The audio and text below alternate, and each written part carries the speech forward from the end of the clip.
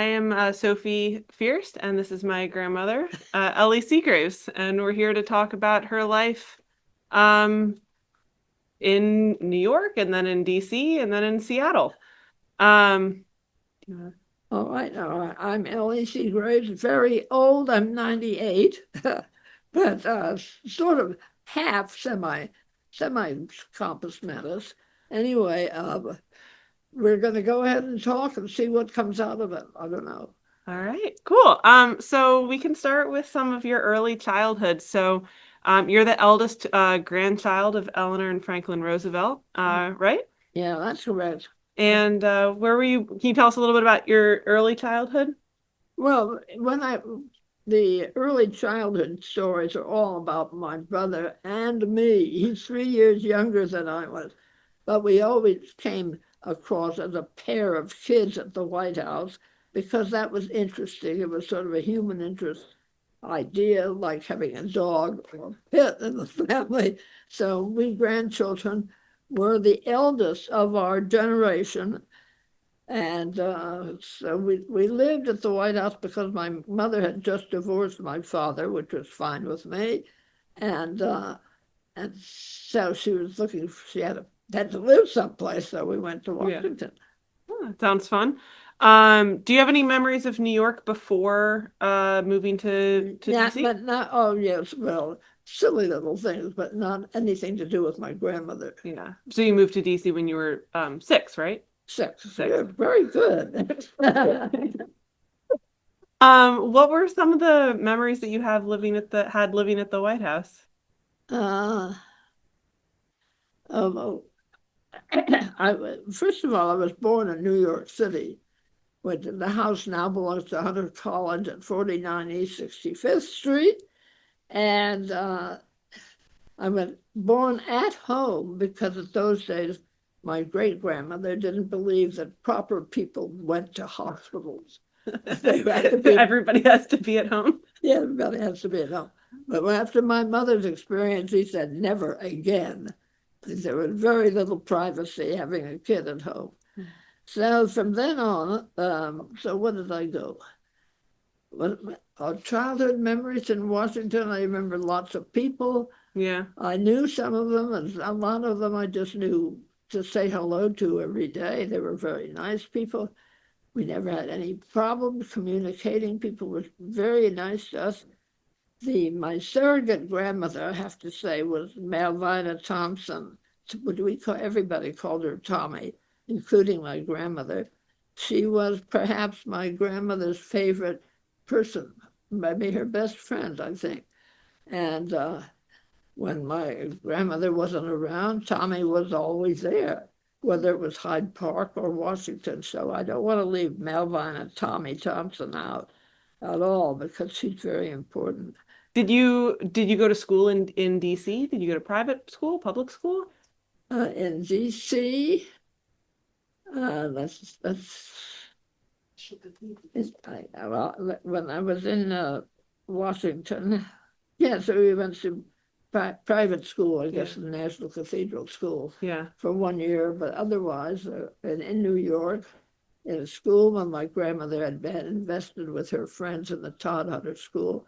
She taught high school literature and history, and I was in the first grade and second grade or something.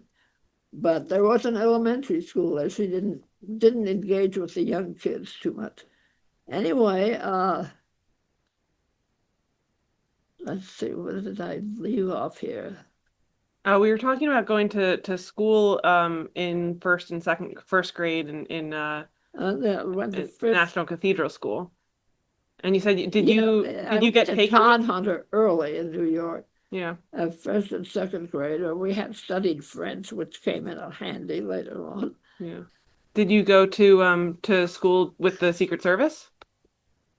I don't remember how I got to school either place, but probably the Secret Service, because that was a decade when there were lots of kidnappings. The big Yeah. famous one, I forget, was The Lindbergh case, the right? Lindbergh case, and so I didn't find out till later that we were threatened too, through the adults, of course. And so always had Secret Service. Even when we went to Seattle, we had Secret Service. Yeah. Did you have the same eight, like the same people for a long time? Oh, well, and when we went to Seattle, they were all different crew of people. Yeah. But they were all very nice. I don't see how they stood the boredom of the job, but they did. It was very boring. They only caught a few people who were intoxicated or something at night, but had nothing to do with politics. uh, All right. Well, we can go on to talk about when you moved out to Seattle. well, Seattle, spent time between private school and public school. But the summers, I was back east with my grandparents. Yeah. And, and as time went on, there was more communication between us. When living in the White House, my brother and I call him Buzz, but his name was Curtis. Buzz and I visited my grandfather every morning before going to school or preschool, I guess he was in. And for about 5 minutes while he was having breakfast in bed, and he was very nice, he played games with us. But mostly, I remember being invited to tea parties that my grandmother had in the White House at the end of one of the halls. And there are also lots of people there, but mostly women. And I got into a very bad habit of saying hello to everybody and never remembering any names of anybody. And that's been an obstacle all my life. And I finally had to learn it. Coming to this retirement place, I had to learn to memorize, to remember people's names. Let's see. What else? Well, I was about 10 years old when we went to Seattle. That was Buzz and I were just getting over smallpox, not smallpox, Whooping cough? whooping cough. Yeah, Okay. that's right. Yeah. And the train was stuck in Montana with blinding snow, and we had to wait for about a day and a half while they plowed the tracks, so we couldn't move the train. Yeah. Oh, finally they did, and we got on with it. But it was an exciting trip going west. And I loved being out west. It was a little more free, and there was not much hoopla. Yeah. And it was very nice. Did people recognize you out there too? Oh, no. Great. So that toned down. It was very nice. Yeah. But summers we came east for about a month, most summers, not every summer, to Hyde Park, where we saw both grandparents. And as I got older, my grandmother thought about putting me to work when I was 15 or 16. And she let me ride horseback from the big house that we called Springwood, it's called now. From Springwood, the big house, over to Valkill, her house at Valkill. And so I was put to work cataloging the books in her library. There were a lot, and as it turned out, that was good for me because I became a librarian, and that was pretty simple work then. And I'd ride the horse back to the big house, and that was my day. It was very wonderful that my grandmother arranged this. And that was every summer? Or just the one summer? Every other summer. Other grandchildren visited, but they never stayed as long as Buzz and I stayed. We seemed to be camped out there. So we got to know both grandparents pretty well. And I remember when I was a teenager, there was an altercation, public one, between my grandmother and Cardinal Spellman, who was a terrible man in New York City. And he publicly accused, he had a lot of influence. He publicly accused my grandmother of being a very bad mother because so many of her children grew up and got divorced. There were many divorces in the family. And so one of the things, I think she put him off saying she would let the Lord decide the outcome of that instead of he himself. Anyway, It was a little brouhaha that I remember from high school days. I think I was in high school, maybe early 20s. But there were always people. My grandmother had a very hard job, not a public figure.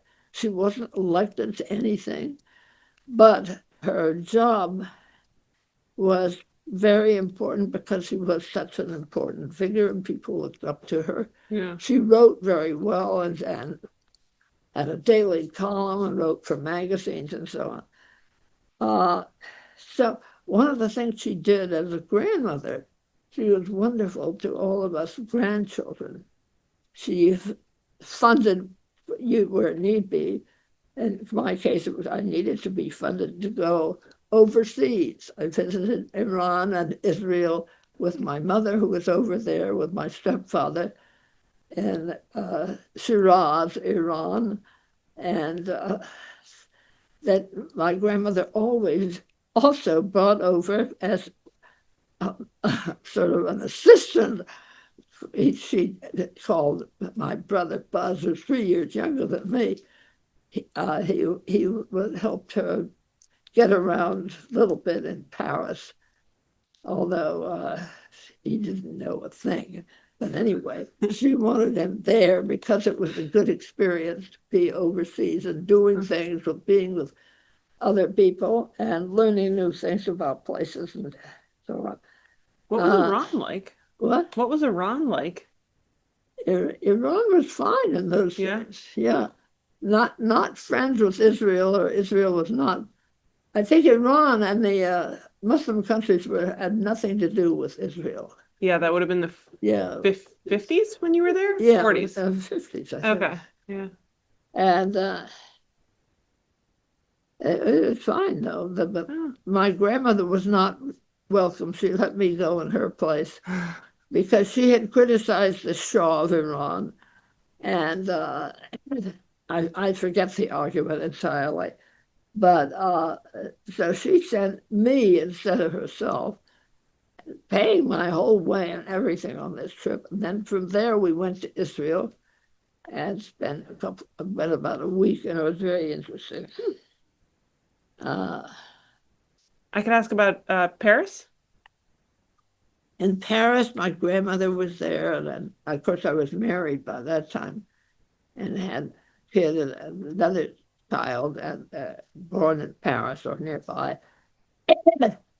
And at the same time, my grandmother was there as a member of the important, it's kind of a human rights committee on the United Nations.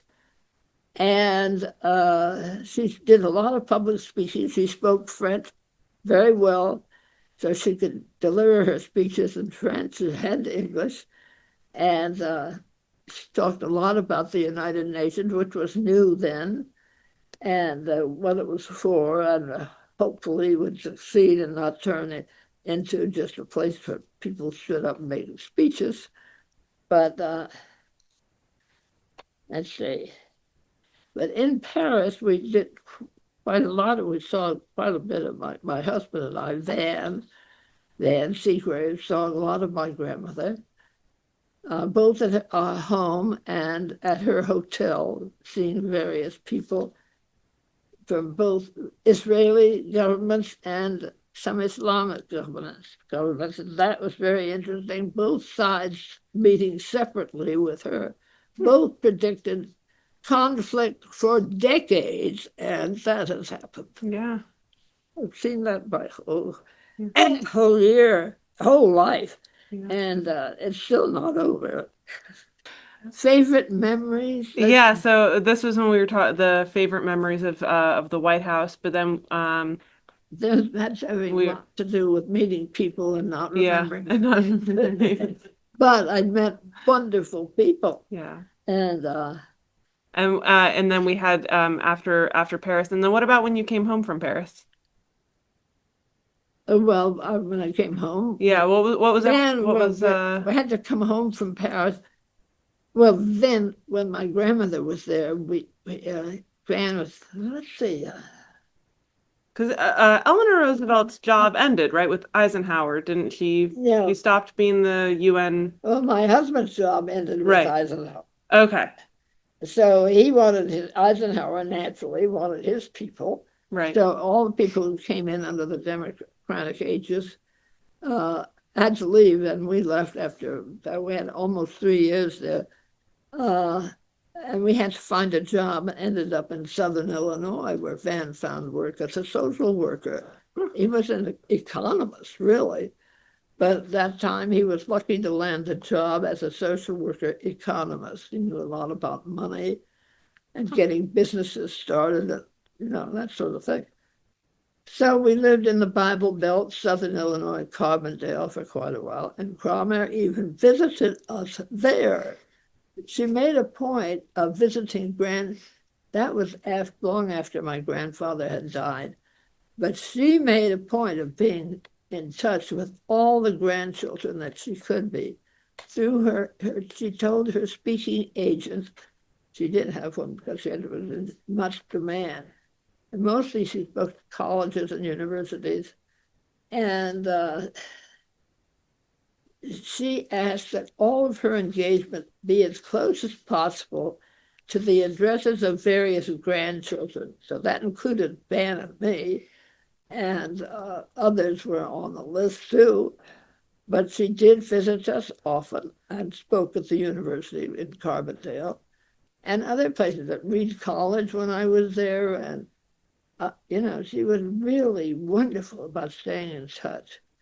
And now she wasn't perfect. She made mistakes, but she had to work terribly hard to do. She had a wonderful memory, both for things, events, and people, and people's names. She was wonderful at that.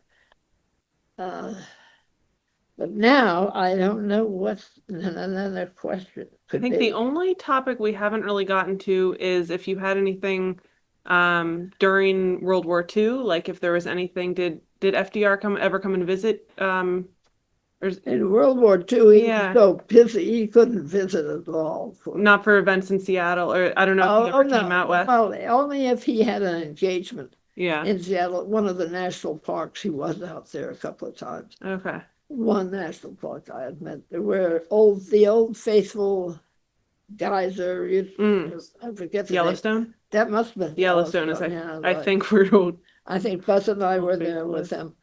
We just got out there through the Secret Service, and we met the entourage and saw. And then Papa came, as he stayed maybe one night with us, but he came with such an entourage of people that he couldn't stay long, and he was very, very, very busy and didn't want to stay long. Yeah. But so we knew my grandmother a little bit better, but when Papa, as we called him, was wonderful to us kids. There was never, and we were all taught, the human rights and good manners and all the rest of it. And that's about all I remember, except that I was very fortunate in growing up with all these good people. Sounds like it. Well, we can wrap up. I think we've gone through all of our questions. Yeah. I think we went through your early life and Paris and World War II and Valkill. Yeah, Valkill. And then the people that Grandmére did take on trips other than me were Nina Roosevelt Gibson, my brother Curtis, as I mentioned him, and my other half-brother, Johnny Boddicker. He was born later, right? He was born, he's 12 years younger than me. But there were probably other grandchildren who were taken on trips that I don't know about. Yeah. But my grandmother very much believed in associating herself with other cultures and ways of belief and studying them and trying to understand them. And that was, she would participate in that way in our education. That sounds great. It was. Yeah. All right. So I think, thank you, Sophie. Thank you for helping me remember all these things. And it's very nice of Valkill to put this together. Yeah.